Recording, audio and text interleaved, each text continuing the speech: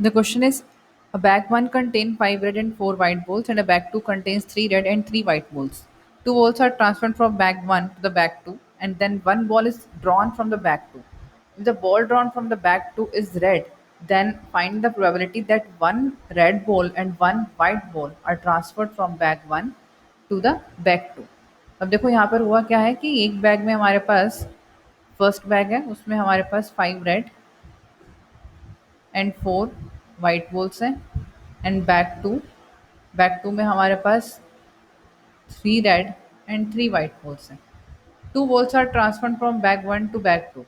अब देखो यहाँ पर आपको बैग सेलेक्ट नहीं करना है पहले। नॉर्मली बेस थ्योरम के जो क्वेश्चन होते हैं उसमें पहले हम बैग सेलेक्ट करते हैं, उसमें से बॉल निकालते हैं। लेकिन यहाँ पर उसने आपको पहले से दे दिया है कि बैग 1 से बैग 2 में 2 बॉल्स ट्रांसफ़र की गई हैं। तो अब वो जो 2 बॉल्स हैं वहाँ पर हमें इवेंट्स बनाने हैं कि वो 2 बॉल्स दोनों रेड भी हो सकती हैं, दोनों वाइट भी हो सकती हैं, या फिर एक रेड और एक वाइट हो सकती हैं। ठीक है? तो यहाँ से हम यही इवेंट बना लेते हैं E1, E2 एंड E3 कि पहले केस में मान लिया हमने कि 2 रेड बॉल्स ट्रांसफ़र की गई हैं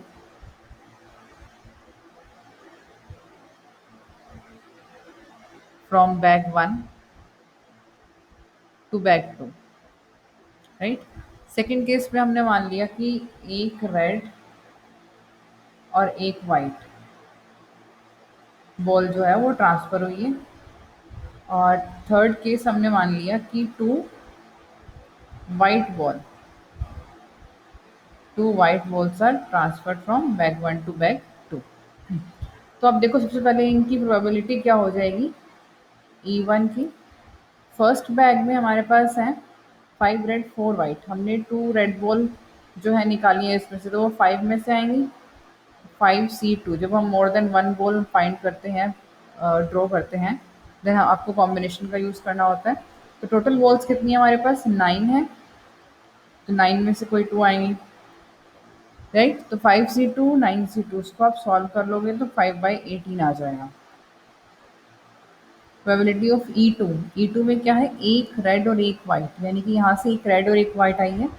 रेड आएगी 5 में से 1 इंटू, और वाइट आएगी आपकी 4 में से, तो 4C1 डिवाइडेड बाय 9C2 हमारा एज इट इज, क्योंकि आपने ऑल ओवर तो 2 बॉल्स निकाली हैं यहाँ से। तो इसको सॉल्व करने के बाद आपके पास आएगा 5/9। इसे इसका सोल्यूशन आप खुद करोगे। और probability of E three case में क्या हुआ, 2 वाइट बॉल्स आई हैं, तो 4 में से आएंगी वो 4C2 divided by total 9C2। इसको सॉल्व करने पर आपके पास आ जाएगा 1/6। ठीक है, तो E1, E2, E3 की प्रोबेबिलिटी हमारे पास आ चुकी हैं। अब नेक्स्ट हमारे पास इवेंट ए। सपोज कर लेते हैं इवेंट ए कि जो सेकंड बैग में से हमने बॉल निकाली है वो कौन सी बॉल है, वो रेड है। Ball red ball drawn from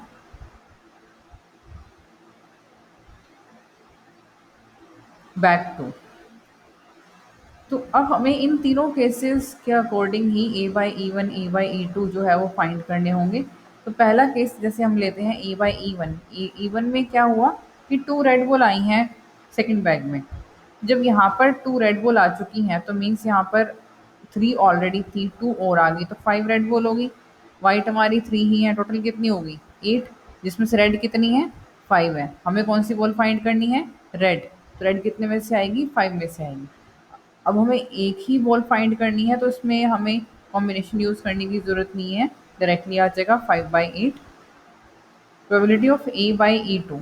E2 में क्या हुआ कि एक रेड और एक वाइट आई है, मीन्स यहाँ से एक रेड आ गई, तो रेड कितनी होगी 4, और वाइट कितनी होगी 4 हो गई।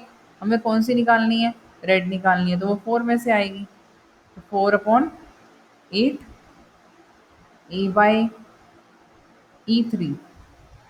E3 में 2 वाइट बॉल्स आई हैं, यानी कि रेड तो हमारी 3 ही है, लेकिन वाइट कितनी होगी 5 होगी, लेकिन हमें निकालनी तो रेड है।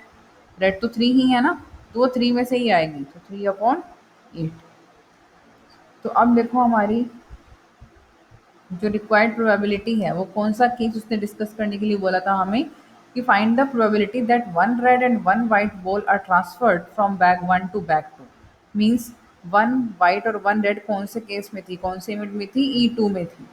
तो हमें प्रोबेबिलिटी फाइंड करनी है E2/A। तो बेस थ्योरम के अकॉर्डिंग फॉर्मूला अप्लाई करते हैं। देखो E2 है तो ऊपर हमारे पास न्यूमरेटर में प्रोबेबिलिटी ऑफ E2 A/E2 आएगा।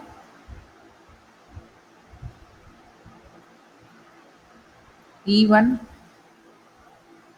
A/E1, E2 A/E2, E3 A/E3। तो वैल्यूज पुट करते हैं। E2 की है 5/9, A/E2 4/8, E1 है 5/18 इंटू 5/8, 5/9 इंटू 4/8, और E3 की है हमारे पास 1/6 इंटू 3/8। तो एलसीएम लेने पर हमारे पास आ जाएगा न्यूमरेटर में 40, डिनोमिनेटर में हमारे पास 25, 40 एंड 9 बचेगा। तो 40/74, और कैंसिल आउट करके आ गई 20/37। तो यही हमारा आंसर है। Thank you.